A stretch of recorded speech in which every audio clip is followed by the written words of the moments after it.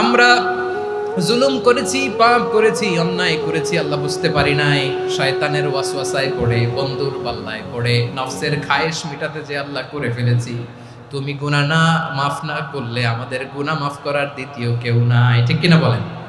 এভাবে অনুতপ্ত হয়ে যদি আল্লাহর কাছে দোয়া করেন, দেয়ালে পিঠ থেকে গেছে, কোনো রাস্তা নাই বের হওয়ার, ওই মুহূর্তেও আপনাকে বিপদ থেকে উদ্ধার করবে কে?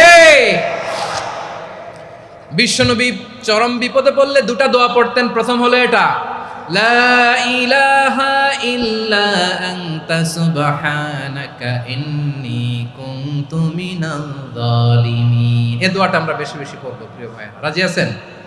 সবাই আওয়াজ করে পড়ুন ইনশাআল্লাহ।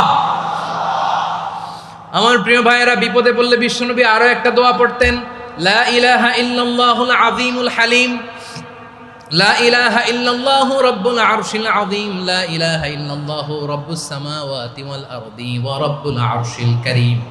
এই যে বললাম, রেকর্ড হয়ে গেছে। এখন তো আর ইনস্ট্যান্ট মুখস্থ না হলো, পরে মুখস্থ করে নেবেন। আল্লাহ ছাড়া কোনো উপাস্য নাই, তিনি সুমহান, মহা সহিষ্ণু। আল্লাহ ছাড়া কোনো উপাস্য নাই, তিনি সুমহান, আরশের অধিপতি। আল্লাহ ছাড়া কোনো উপাস্য নাই, তিনি আকাশের মালিক, জমিনের মালিক, তিনি সুবিশাল আরশের অধিপতি। সুবহানাল্লাহ পড়েন।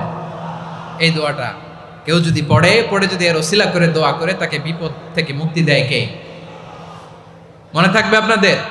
তাহলে বিপদের প্রথম ধাক্কায় কি যেন পড়তে হয়? ইন্না লিল্লাহ। তারপরে কি বলে আল্লাহর কাছে নিজেকে সঁপে দিতে হয়? দেয়ালে পিঠ থেকে গেলে লা ইলাহা ইল্লা আনতা সুবহানাকা ইন্নী কুনতু মিনাজ জালিমিন।